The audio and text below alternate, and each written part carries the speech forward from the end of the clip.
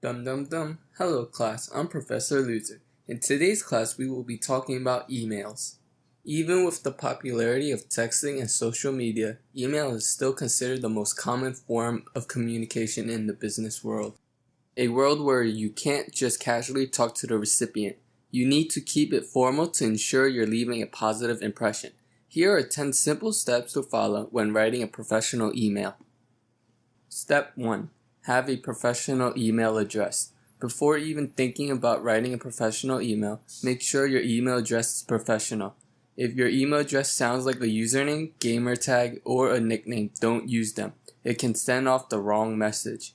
The recipient might think it's spam. Ideally, your email should represent your name.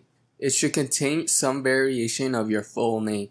If it's too long, try and shorten it. It's fine to have your fun email address for personal use among friends and family, but be sure to also have a professional email address for any college or job applications. Step 2. Know why you're writing the email in the first place. Is it to apply for a job or you simply have an inquiry? Don't be afraid to look up templates for some guidelines, but don't copy and paste them. The recipient would know. Always make sure your emotions are in check. Never send an angry letter. Be polite even if you don't want to. Step 3. Use your subject line to attract their attention. It doesn't have to be in complete sentences, so make it brief. Get right to the point. Don't be too vague or deceptive. You don't want to make the recipient think they have to open it urgently only to find out it's not really that important. Make it simple. If you're writing to apply for an internship, include the words internship application. If you have a question to your professor, have course inquiry. Step 4. Start your email with a formal greeting.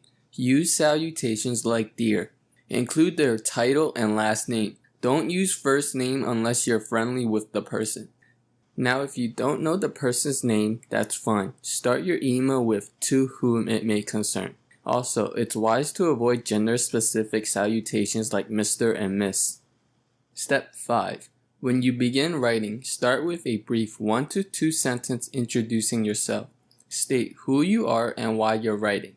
Don't write a monologue. Just state your name and a brief reason why you're writing. My name is Professor Loser. I am a professor at Loser Academy. I am writing because. Step 6. Now your body paragraph. People are busy and don't have time to read, so make sure your message is short and straight to the point. You want to make it easy to read on a single screen, so make it no more than 5 to 7 complete sentences. Don't use text-speaking emojis, slangs, or abbreviations. Don't even change the color or the size of the font. Step 7. Do not forget to include a friendly concluding sentence to thank them for their time and attention. When signing off, don't forget to add any additional contact information you might have if needed, like a phone number. Step 8.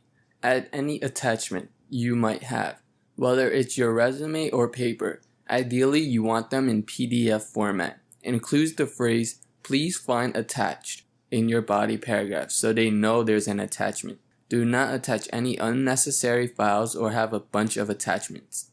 Nobody wants to open an email and find out there's a bunch of attachments they have to open. Step 9. Make sure you double check the spelling and grammar before you send it. Don't rely on the email server's spell check. Read it out loud or have someone read it for you. Your email reflects who you are. A bunch of errors can be seen by your recipient as you being lazy and uncaring.